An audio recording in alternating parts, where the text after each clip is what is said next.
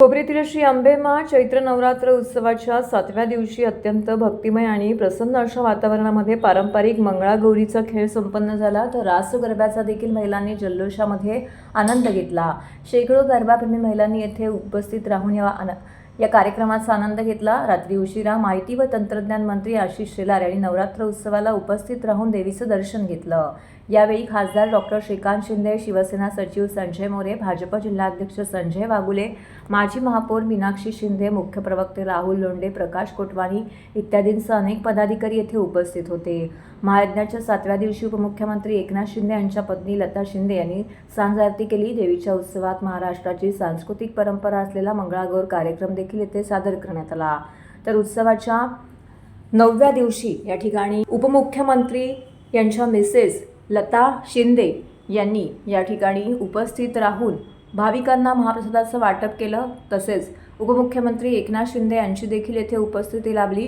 दरम्यान रामनवमी असल्याने येथे देवीचा जागरातही रामनामाचा जल्लोष सुरू असल्याचं पाहायला मिळालं। नागरिकांनी मोठ्या संख्येने येथे उपस्थित राहून या महाप्रसादाचा आनंद घेतला। 9 दिवस या ठिकाणी देवीची प्राणप्रतिष्ठापना, नवकुंडात्मक सहस्त्रचंडी याग, महाआरती करून नवमीच्या दिवशी हजारो भक्तांना या ठिकाणी महाप्रसादाचं वाटप करण्यात आलं।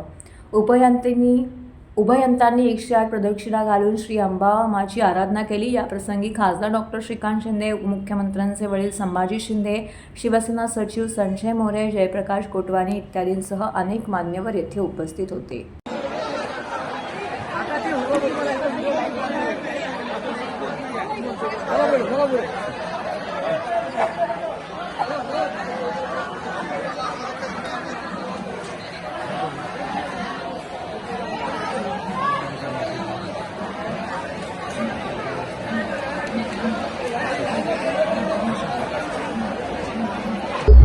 गेले 9 दिवस म्हणजे आता हा 9वा दिवस आहे आणि या ठिकाणी म्हणजे हा उत्सव खरा धर्मवीर आनंदगी साहेबांनी सुरू केला होता। मध्यंतरी त्याला जसा म्हणजे काही 4-5 वर्ष त्यामध्ये खंड आला होता, परंतु नंतर दिघे साहेबांचा हा उत्सव आपले सन्माननीय मुख्य नेते, शिवसेना मुख्य नेते आणि उपमुख्यमंत्री शिंदे सुरू केला आणि तो आज तगायत सुरू आहे।